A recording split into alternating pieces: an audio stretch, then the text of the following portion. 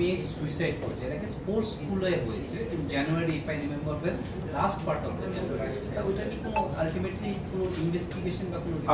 আমরা আপনি ঠিক বলেছেন, আমাদের স্পোর্টস স্কুলে যে ঘটনা ঘটেছে তারপরের দিনই আমরা শিশু সুরক্ষা কমিটি, আমাদের এখানে যে চাইল্ড ওয়েলফেয়ার দপ্তরের চাইল্ড কমিটি যেটা রয়েছে, আমরা তাদেরকে চিঠি দিয়ে জানিয়েছি যে সেখানে ইনকোয়ারি করার জন্য, এবং আমরা ইনকোয়ারি করার জন্য পাশাপাশি যতগুলো হোম রয়েছে আমাদের কাছে, যতগুলো হোম রয়েছে আমাদের প্রায় 40টা হোম রয়েছে, স্কুল ছাড়াও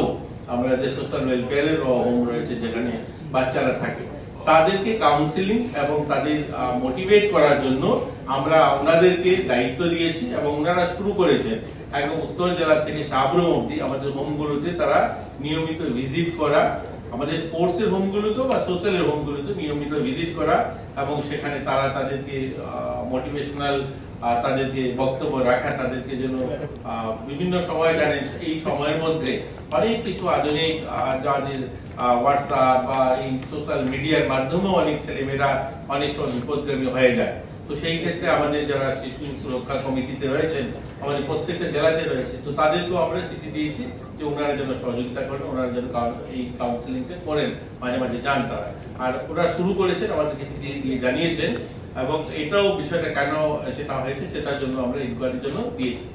Sir, since you are also the social welfare minister, sir, do you think ये एक चिंता का विषय है कि बच्चों में इस तरह के सुसाइड का जो टेंडेंसी है, 2 महीने में 2 जनजाति से हैं, तो इसको नजर रखते हुए क्या किसी तरह के साइकोलॉजिस्ट या इस तरह का कोई देखिए, इसलिए तो बोल रहा हूँ, हम लोग सोशल वेलफेयर की जो चाइल्ड कमेटी है उनको हम लोगों ने दिया वहाँ पे एक सेमिनार करने के लिए हर जगह में, और ये कंटिन्यू प्रोसेस, ये एक बार करके खत्म नहीं करना है। और मैंने जितना तक सुना है, मेरा जो मंत्री है हमारा जो ट्राइबल वेलफेयर मिनिस्टर विकास देव वर्मा, उन्होंने भी बताया है जो जितना सारे उनका हॉस्टल है जहाँ पे रहता है बच्चे, वहाँ पे बहुत जल्दी वहाँ पे एक सुपरिटेंडेंट अभी है, सुपरिटेंडेंट, लेकिन उनके पास काम के लोड ज्यादा है, एक सुपरिटेंडेंट है, तो उनको पूरा देखभाल करने में दिक्कत होता है। तो उन्होंने बोला बहुत जल्दी हम लोगों ने और एक नया सुपरिटेंडेंट हम लोगों ने वहाँ पे अपॉइंट एडिशन करेंगे, और हॉस्टल में भी है, और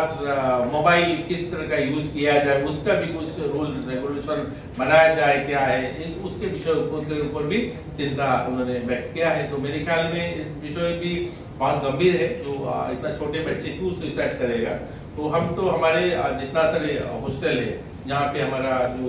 रहता है बच्चा, तो उसके लिए भी हम लोगों ने उनके काउंसलिंग शुरू कर दिया है। आपको कुछ बोल